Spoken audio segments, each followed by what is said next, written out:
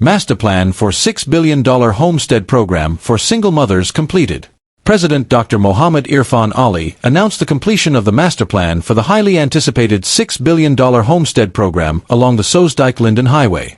The announcement was made following a high-level meeting involving government ministers, technical officials, and representatives from the banking industry.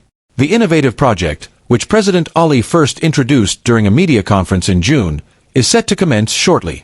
It will see the construction of 500 homes on 100 acres of land at Yarrowcabra. These homes are designed with integrated agricultural facilities and will harness solar energy, creating a self-sustaining ecosystem for residents. This project represents a historic collaboration between the Ministry of Agriculture, the Ministry of Housing, Lands and Survey, the Office of the Prime Minister, and the Ministry of Human Services, President Ali stated. We are committed to delivering this transformative initiative within 6 months. The Homestead program is specifically tailored to single mothers, with a focus on sustainable agriculture. Each plot will feature coconut or breadfruit trees in the front yard and a 20 by 40 shade house in the rear, equipped with advanced agricultural technology. These shade houses are intended to boost food production and provide a steady income for families, lifting them from poverty to middle-income status. 2,000 house lots and over 1,500 land titles distributed at International Building Expo 2024. Nearly 2,000 families from Regions 3 and 4 are now a step closer to homeownership, following the successful distribution of house lots during the Ministry of Housing and Water's Central Housing and Planning Authority, CHPA, Dream Realized Housing Drive at the International Building Exposition 2024. The house lots were allocated at Wales Phase 2 housing development in Region 3, and Nonpareil and La Bonne Intention, LBI, Phases 3 and 4 along the east coast of Demerara. This significant initiative was led by Minister of Housing and Water, Colin Crowell, Minister within the Ministry of Housing and Water, Susan Rodriguez, and CHPA's Chief Executive Officer, Sherwin Greaves. In addition to the distribution of house lots, more than 1,500 individuals received their certificates of title, marking a significant milestone in their journey toward homeownership. These titles were distributed to families from communities including La Reconnaissance, Cummings Lodge, Industry, Great Diamond, Golden Grove, Nonpareil, and Enterprise. The distribution of these ownership documents opens up numerous opportunities for the new landowners, including easier access to mortgages from local banks to finance the construction of their homes. Speaking on the significance of this achievement, Ulla D. John Nelson expressed his pride in becoming a landowner, highlighting the importance of land ownership for young people preparing to start families. Edzi Rupnarine, another Ulla D. from Alexander Village, Georgetown, shared similar sentiments, noting that land ownership means everything to her family and is something they have long anticipated. President Dr. Mohammed Irfan Ali, alongside Minister Crowell and CHPA's CEO Greaves, personally handed over titles to approximately 500 recipients following the opening of the Building Expo on Thursday. Minister Crowell emphasized the government's commitment to providing relief to homeowners through strategic initiatives and policies. He noted that the ministry has successfully achieved its targets for house lot allocations and land title distributions during this year's Expo. With the momentum from this event, the government remains on track to fulfill its manifesto promise of delivering 50,000 house lots by the end of 2025, continuing its efforts to enhance the quality of life for thousands of families across the country. Government invests over $400 million in North Pakaraimas villages to boost livelihoods and empower communities. The government of Guyana is channeling over $400 million into various projects across the villages of the North Pakaraimas sub-district in Region 8, Potaro Siparuni, as part of its ongoing efforts to uplift the livelihoods of the Amerindian communities.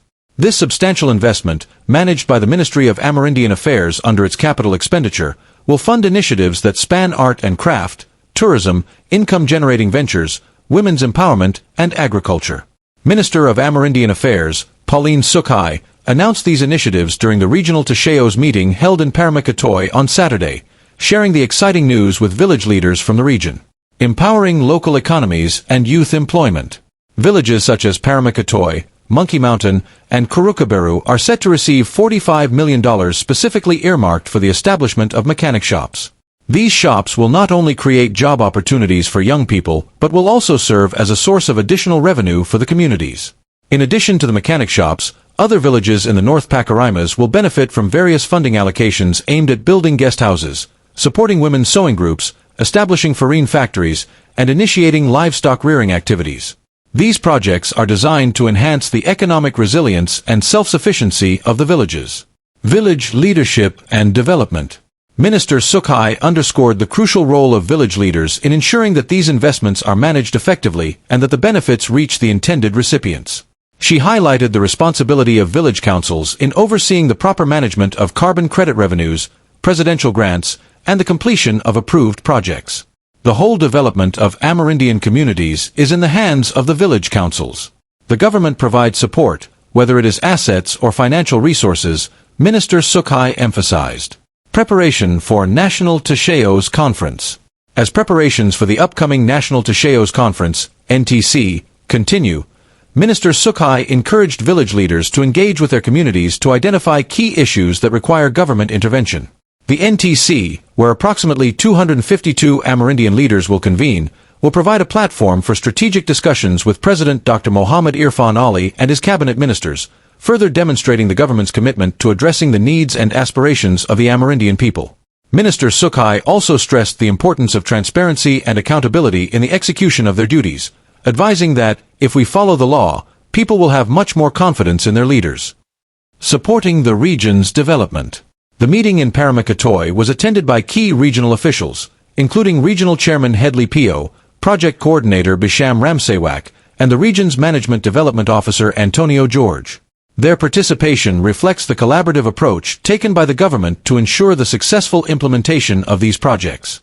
Minister Sukai's active involvement in regional meetings, facilitated by invitations from Regional Democratic Councils, RDCs, underscores the government's dedication to advancing the development of Amerindian communities and addressing their most pressing issues. Guyana's legislative advancements strengthen socio-economic infrastructure amidst rapid development. Guyana's government continues to modernize and strengthen the nation's legislative framework, a crucial element of its rapidly expanding socio-economic infrastructure. Through a comprehensive array of initiatives, including the expansion and enhancement of court infrastructure, the government is ensuring that the legal system can effectively address the challenges of a developing nation.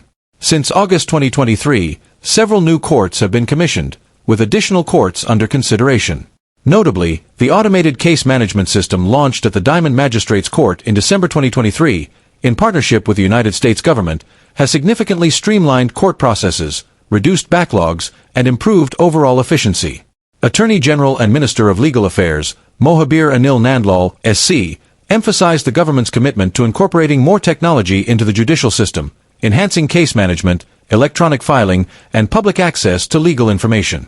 The government's dedication to improving access to justice is further exemplified by the commissioning of the Vigilance Magistrates Court, the Hope and Justice Centre, the Child Court at Wales, and a new wing at the Court of Appeal. These efforts are part of a broader initiative to expand legal aid services and ensure that marginalized groups receive the justice they deserve. In alignment with President Dr. Mohamed Irfan Ali's commitment to bringing essential services closer to the people, critical services from the Deeds and Commercial Registry, Guyana Lands and Surveys Commission, and the General Registry Office were extended to Region 1 in July 2024. This initiative underscores the administration's focus on decentralizing services, ensuring that citizens across the country have equitable access. Restorative justice and legal reform. The government's restorative justice agenda has been steadily progressing since the passage of the bill in 2022. This agenda aims to fully integrate restorative justice principles into Guyana's criminal justice system. Over the past year, sensitization sessions have been conducted nationwide, and community leaders, law enforcement representatives, and civilians have undergone training to implement these principles effectively. In a significant milestone, the Attorney General's Chambers, in collaboration with the Caribbean Court of Justice, CCJ, Academy of Law, hosted the first legal conference on criminal justice reform in July 2024. The conference, attended by over 200 participants, focused on enhancing the Needham's Point Declaration, which outlines recommendations for modernizing the criminal justice system. This event was part of the IDB-funded support for the Criminal Justice System Project. Key legislative milestones. The government has also achieved critical legislative milestones, including the passage of the Arbitration Bill, positioning Guyana as a hub for commercial arbitration, and the enactment of the Constitutional Reform Commission Bill, fulfilling a key manifesto promise. These and other legislative developments are crucial for supporting the country's expanding economy. In 2023, the Guyana Compliance Commission Act was passed, providing much-needed supervisory oversight for designated non-financial businesses and professions, as well as non-bank financial institutions. Additionally, the Real Estate Agents and Brokers Bill established a code of conduct for real estate professionals, further strengthening the legal framework. Guyana has also made significant strides in its anti-money laundering and countering the financing of terrorism (AML/CFT) regime, joining the prestigious Egmont Group and implementing robust amendments to the AML/CFT Act of 2009. These measures, supported by international partners, underscore the government's commitment to meeting global standards and enhancing its legislative capabilities. Building capacity in the judiciary. To address the backlog of cases and enhance the judiciary's capacity, the government has sworn in new magistrates, commissioners of title, and peon judges in 2024. These efforts are part of a broader strategy to bolster the legal system's efficiency and ensure timely justice for all citizens. Looking ahead, the government is actively working on key pieces of legislation, planning the construction of more courthouses and legal facilities nationwide, and crafting comprehensive policies to foster a modern, efficient, and robust legal framework. North Sophia youths engage in skill development at government summer camp. Youths from North Sophia in Greater Georgetown have embarked on a transformative journey as they participate in the government summer camp, focused on developing essential skills and values. Over the next 5 days, the camp will offer various sessions covering topics such as management, cybercrime, and information technology. This initiative, which falls under the Social Emotional Support Initiative, SESI, is facilitated by the Office of the Prime Minister's Department of Information and Public Affairs. At the camp's launch on Monday, Minister of Human Services and Social Security, Dr. Vindhya Prasad, emphasized the immense potential of young people to contribute positively to their own development and that of their communities. In order for all of this to happen, young people have to understand what they have within themselves. Young people have to have the resources to be able to be the best versions of themselves. I believe that no young person is too young to do anything in life, Minister Prasad stated. The initiative reflects the government's commitment to providing youth with the necessary resources to realize their full potential and contribute meaningfully to Guyana's development. The sessions have been strategically designed to equip young people with the confidence and skills they need to understand their capabilities and how to effectively apply them within their communities. Minister Prasad also highlighted the importance of self-awareness and emotional intelligence, urging the participants to use the camp as a space to engage in positive discourse and personal growth. You need to understand yourself well. You must be able to understand your emotions and to master those emotions, Minister Prasad added. In addition to the summer camp, Dr. Prasad informed the youths about various government programs available to them through the Board of Industrial Training, BIT, Women's Innovation and Investment Network, WIIN, Get Ready for Opportunities to Work, GROW, and the Guyana Online Academy of Learning, GOAL. Similar camps are being held in Yarrowcabra, Kururu, Victoria, Timehri, and Festival City, targeting students from grades 6 to 12 from August 12th to 16th. Youth Summer Camp launched in Timehri to enhance skills and potential of local youth. The Youth Summer Camp launched on Monday in Timehri, East Bank Demerara, is set to empower local young people by equipping them with essential social-emotional skills and valuable life lessons. Over the next 5 days, the camp, held at the Civil Defense Commission, CDC, building, will provide participants with a unique opportunity for personal growth and development. During the opening ceremony, Minister within the Office of the Prime Minister with responsibility for public affairs and information, Kwame McCoy, emphasized the government's ongoing commitment to the academic and holistic development of the nation's youth. He highlighted that the camp's programs will complement the educational investments the government continues to make in the lives of children. The skills that we are aiming to give to you will complement your education, Minister McCoy stated. It will allow you to become fully functional in society and be able to operate in ways and manners that will see you living meaningful and productive lives as young people.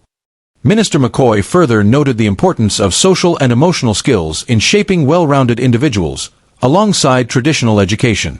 He stressed that these skills are crucial in helping youths build healthy relationships, promote mental wellness, and foster a sense of civic responsibility.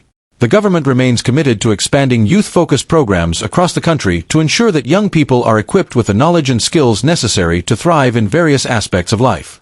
We hope the children will gain essential skills such as empathy, self-awareness, effective communication, and ethical decision-making, Minister McCoy added.